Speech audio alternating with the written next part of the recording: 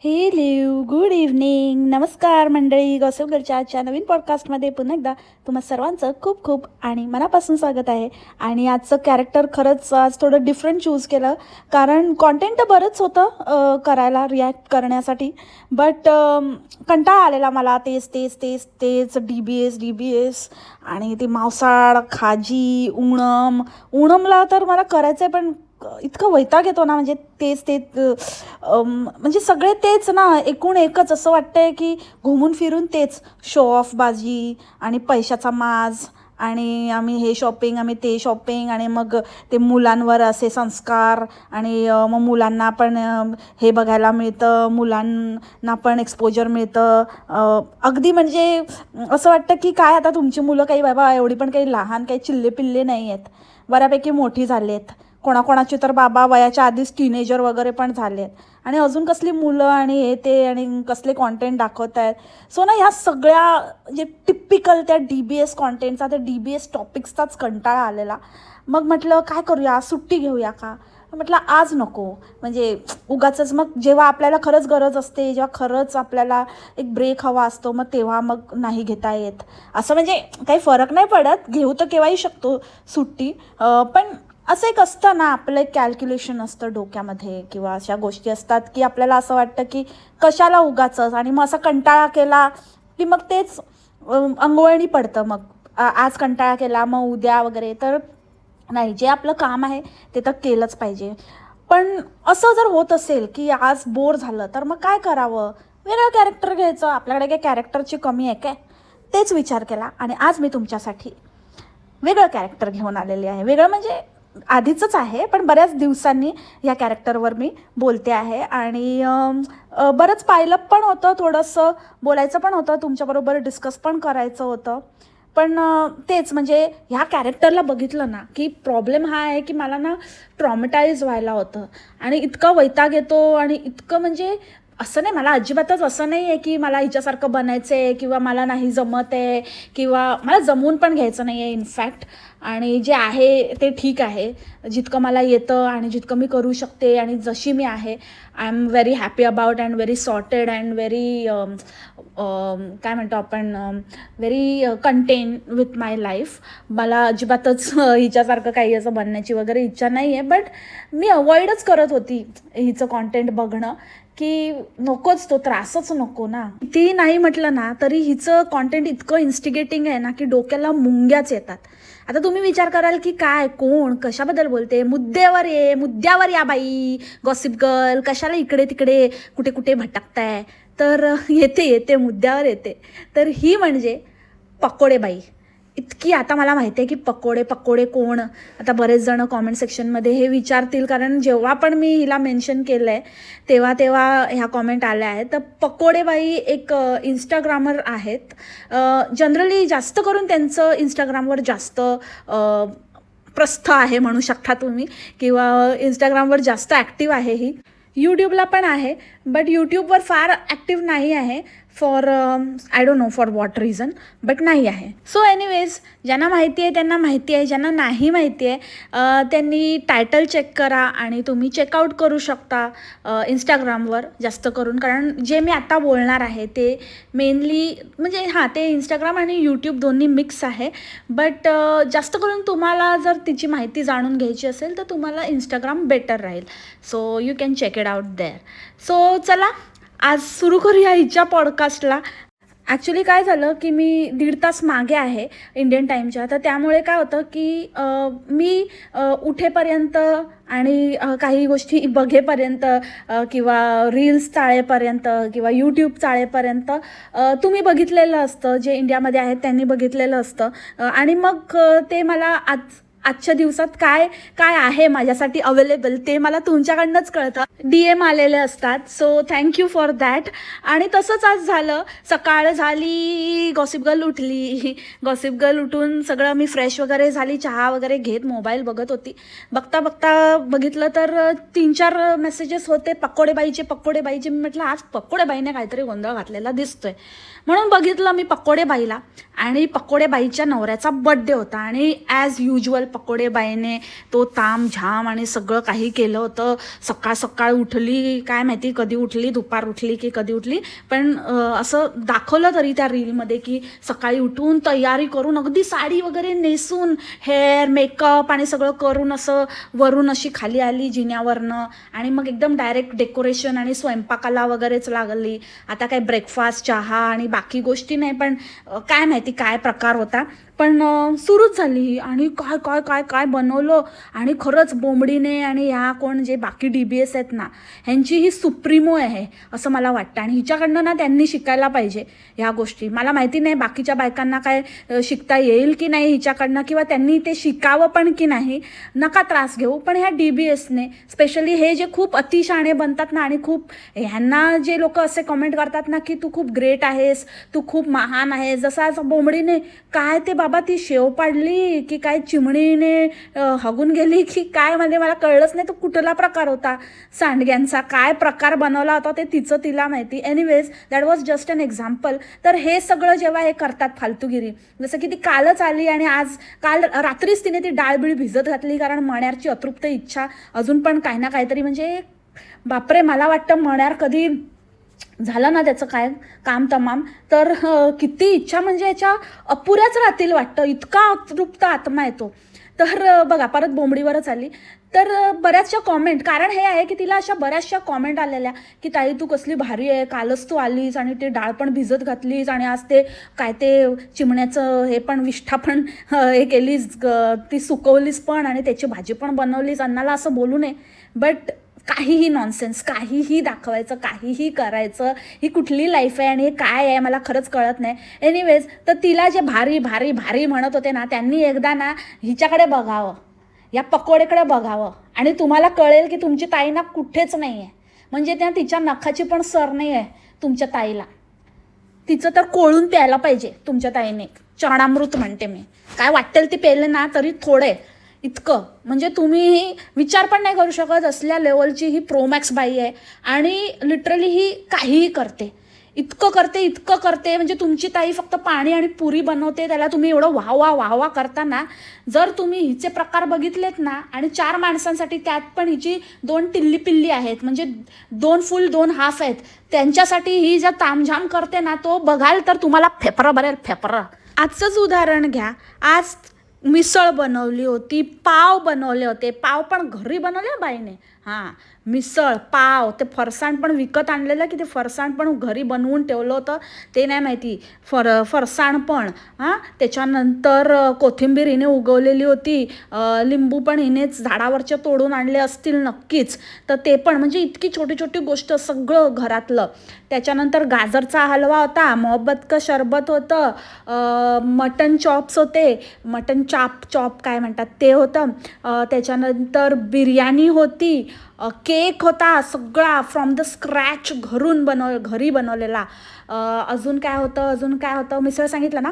हां, आणि दहीवडा आणि पाणीपुरी, इतकं सगळं होतं बड्डेला. आता ह्याचं तुम्ही काय, म्हणजे लंचला काय होतं, डिनरला काय होतं, संध्याकाळच्या नाश्त्याला काय होतं, आणि काय ते काय आपल्याला माहिती नाही सकाळच्या ब्रेकफास्टला, पण लंचमध्ये हे सगळं सर्व केलं होतं. लंच किंवा डिनर व्हॉटेवर काय होतं ते मला कळत नाही तिकडे. येतात दिवसा पण रात्रीचा पण दिवसच वाटतो, आणि दिवस तर दिवसासारखाच असतो, कारण ते असतं ना, म्हणजे आता रात्र उशिरा होते ना, अंधार उशिरा पडतो, तर त्याच्यामुळे. पण जे काही होतं ते तिने जेवणालाच सर्व केलं होतं, आणि हे सगळे प्रकार तिने जेवणामध्ये मांडले होते. आणि एकदम टॉप टू टो एकदम रेडी वगैरे होऊन, आणि काय ते नवऱ्याच्या मांडीवर वगैरे काय ऐकत नाही आता, म्हणजे हळूहळू असा ट्रॅक असा भलतीकडे असा थोडा सरकत चाललाय. आणि फोटो पण एकदम स्पेशली त्या किस्सीवाल्या पप्पीवाल्या फोटोवरती एकदम हे टाकलेला, फोकस मारलेला, आणि परत त्याला झूम करून दाखवत होती. आणि हे सगळा तामझाम हिने केला होता. अँड आय वॉज लाईक की बापरे, प्लीज यार, नो. म्हणजे एक ते आहेत जे 15 माणसं असले तरी पण 4 माणसांचं जेवण बनवतात, आणि एक ही आहे जी 4 माणसांमध्ये 2 फुल 2 हाफमध्ये पण 15 माणसांचं जेवण बनवते. आणि फॉर गॉड सेक, मला एक गोष्ट कळतच नाही की कधीतरी यार माणसाला कंटाळा येतो, कधीतरी माणूस काहीतरी वेगळं ट्राय करत असेल, वेगळं काहीतरी कितीही काहीही असलं तरी पण रोज आपलंच खाऊन, आपल्याच हातचं खाऊन आणि ते सुद्धा इतकं जेवण केल्यानंतर, इतकं बघितल्यानंतर उबग येत असेल ना. तुम्ही एक गोष्ट म्हणजे रिलेट करू शकाल, एक एक्झाम्पल देते.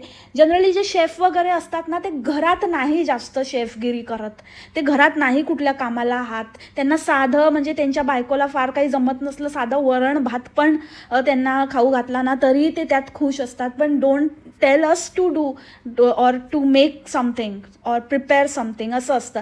फार रेअर ओकेजनला वगैरे ते करतात, आपलं एक्सपर्टीज, आपले एक जे काही आहे ते दाखवतात. अदरवाईज ते इतकं करून करून इतकं कंटाळलेले असतात की हे म्हणजे हे ह्युमन नेचर आहे. हे असं आपल्याला पण होतं ना, आपल्याला पण कधीतरी कोणीतरी बाहेरचं खावं असं वाटतं. आपण बाहेर जातो फॉर अ चेंज जेवायला, किंवा दुसऱ्याच्या हातचा पण साधा वरण भातही आपल्याला गोड लागतो. आपल्याला खूप असं म्हणजे आपल्याला त्याच्यापेक्षा कदाचित आपण त्या व्यक्तीपेक्षा खूप चांगलं बनवतही असू, पण आपल्याला त्या साधं म्हणजे काहीतरी वेगळं साधं किंवा एक डिफरंट टेस्ट म्हणून पण आपल्याला काहीतरी असं आवडतं. एखाद्या वेळेला कोणीतरी असं कोणाच्याकडे तरी जेवायला जाणं किंवा कोणीतरी काहीतरी आणून देणं. सो मला कळतच नाही की इतकं कसं काय फेक आणि इतकं म्हणजे हे किती नॉन रिअलिस्टिक आहे की ह्या बाईला अजिबातच असं वाटत नाही. बरं, मी हिचा एक इंटरव्ह्यू पण बघितला, एक नाही सॉरी 2 बघितले. एक मराठीतला पण बघितला आणि इंग्लिशमधला पण बघितला.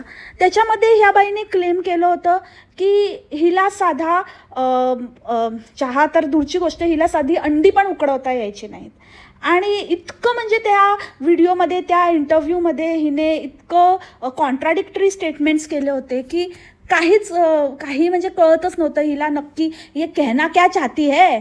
कारण एका बाजूला ही म्हणे की मला अंडी पण उकडवता यायची नाहीत, आणि मला नवऱ्याने जेव्हा सांगितलं first time let's make a स्क्रॅम्बल egg किंवा असं आपण काहीतरी बनवूया, आणि मला असं वाटलं बनवायचं म्हणजे कोणतरी असेल आणि ते बनवून देईल. कारण माझ्या आईकडे तर 4 असे नोकर होते आणि सगळे ते बनवायचे आणि खूप बाया होत्या आईकडे, आणि त्यामुळे मला कधी सवयच नव्हती. आणि इंडियाला कोण जेवण बनवतं? अरे इंडियाला कोण जेवण बनवतं म्हणजे काय बोलते तू? ही बाई म्हणजे काय बोलते, त्या बोलण्याला काही अर्थच नव्हता. काहीतरी एक स्क्रिप्ट रेडी करून आलेली, हिला ते क्वेश्चन आधी मिळालेले असणार, त्याच्यावरती ही पूर्ण प्रिपेअर होऊन आलेली आणि काही पण उलटं सुलटं गोल गोल गोल गोल फिरवून फिरवून बोलत होती ही पकोडे बाई. पहिली गोष्ट म्हणजे हे आपलं कल्चर आहे. इंडियाला कोण जेवण बनवतं? नाही तर काय मग ऑस्ट्रेलियाला जेवण बनवतात की US मध्ये जेवण बनवतात? तिकडची मुलं काय लहानपणापासून त्यांचे आईवडील त्यांना किचनमध्ये झुंबतात? काय बोलते तू? इंडियाला आपण शिकवतो मुलींना. जर तू एका घरातनं अशा तू कन्व्हिनियंटली स्मॉल टाऊन होते, अ स्मॉल टाऊन गर्ल, त्या काय ते मास्टर शेफच्या ह्याच्यामध्ये तर खूप बाता मारत होती की स्मॉल टाऊन गर्ल फक्त स्वप्न बघत नाहीत तर ते अचीव्ह करतात वगैरे. सो मला एक गोष्ट सांगायची येते की आहे ना, हां हे मात्र अगदी खरं आहे. कानामागून येतात आणि तिखट होतात. कारण ज्या लोकांनी पहिल्यापासून जे अनुभवलेलं असतं ना, जे बघितलेलं असतं, त्यांना खरंच या गोष्टीचं अप्रूप नसतं.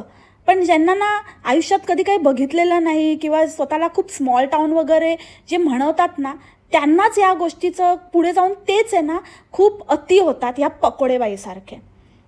म्हणजे तू एकदा म्हणते की माझी आई सगळे सणवार आणि एकदम अशी हे होती, म्हणजे अजूनही आहे. आता तिची 2ही मुलं बाहेर आहेत तरी ती अजूनही सगळे छोट्यात छोटी म्हणजे अक्षरशः जीवती वगैरे पण बघून पूजा एकही दिवस सोडत नाही. कॅलेंडर घेऊनच बसलेली असते.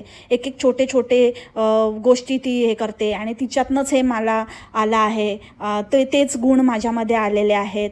मग एका बाजूला तू म्हणते की आमच्या घरी तर नोकर चाकर खूप होते, आणि नंतर मग तू म्हणते की माझ्या आईला मी बघितलं आहे, माझ्या आईने मला कधीच असं एकदम म्हणजे ती चव माझ्या तोंडावर नेहमी आहे. माझ्या आईने मला कधीच असं कमी हे केलं नाही. Like I never settled. Why should I settle for less things or किंवा का मी हे करू, कुठल्याही कॉम्प्रोमाइज करायला लावलं नाही खाण्याच्या बाबतीमध्ये. माझ्या आईने मला खूप लहानपणापासूनच खूप असे माझ्या जिभेचे चोचले आणि मी त्या वातावरणात.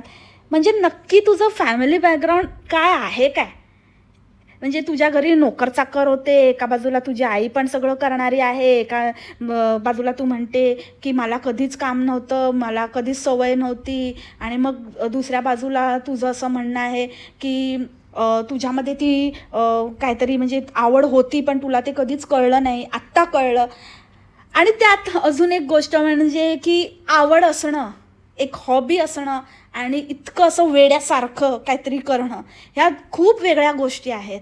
जेवण बनवायला मलाही आवडतं, चांगलं खायला मलाही आवडतं, बनवून घालायला मलाही आवडतं, म्हणून मी अशी वेडी नाही आहे. हे असं काहीतरी म्हणजे सायकोसारखे प्रकार नाही करत, असं काहीतरी करून आणि इतकं फापट पसारा आणि मग तेच खात राहायचं. काय एकदा बनवून 4 दिवस खातेस का? आणि इतकं तामझाम करायचं आणि सगळ्या गोष्टी. मला इतकं माहिती आहे की ज्या गोष्टी मला बाहेरून जे काही अवेलेबल करता येतं आहे ते मी बाहेरून करेन, ज्या गोष्टी मला घरी स्वतःच्या हाताने बनवून खायच्या त्या मी स्वतः करेन. म्हणजे एक बॅलन्स साधता आला पाहिजे. मला आवड आहे म्हणून मीच करत राहणार, असं आपलं येड्यासारखं झुंपूनच राहणार आणि दिवस रात्र, ह्याला आवड नाही आहे. हे तू पैसे कमाईचं साधन बनवलं आहेस आणि तुला समजलेलं आहे की इससे मैं बहुत बढिया छाप सकती हो.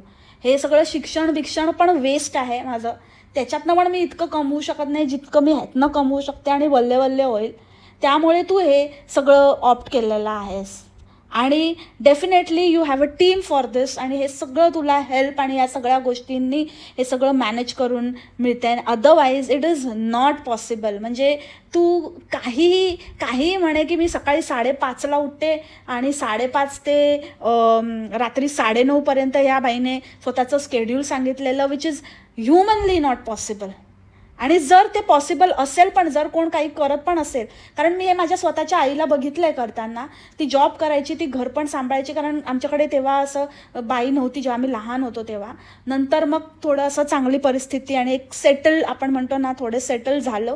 म्हणजे माझे आई बाबा सगळ्या जबाबदाऱ्यांमधनं मुक्त झाले आणि मग आम्ही बाई वगैरे ठेवली होती. तोपर्यंत माझी आई घरचं पण बघायची, ऑफकोर्स पप्पा हेल्प करायचे, बट माझी आई घरचं पण बघायची, ऑफिस पण बघायची, आणि म्हणजे जेवण खाण, भांडी, कपडे, लादी, हे सगळं माझ्या आई करायची. सो मी माझ्या आईचं हे रुटीन बघितलेलं आहे. मॉर्निंग 5:30 टू रात्री आपण अंथरुणावर पडेपर्यंत. बट त्या बायका डिफरंट असतात.